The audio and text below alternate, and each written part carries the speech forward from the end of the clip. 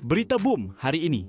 Pelakon dan pelawak Syaiful Zero yang membawakan watak Abang Garang dalam filem Duyung Legenda Aurora menjanjikan aksi silat penuh bertenaga serta karakter unik yang pasti menghiburkan penonton di layar perak. Menurutnya, meskipun wataknya tegas, sisi menyeronokkan yang dipersembahkan menjadikan filem ini sesuai ditonton seisi keluarga. Menurut Syaiful, Duyung Legenda Aurora turut menyajikan visual dunia duyung yang memukau, terutama babak di laut, sekaligus menawarkan pengalaman sinematik berbeza daripada filem tempatan lain dan wajar disaksikan di pawagam. Sementara itu, adiknya Atu Zero yang memegang watak Jojet menjelaskan, meskipun karakternya jahat, ia mempunyai hati yang baik sekaligus memberi warna emosi kepada jalan cerita.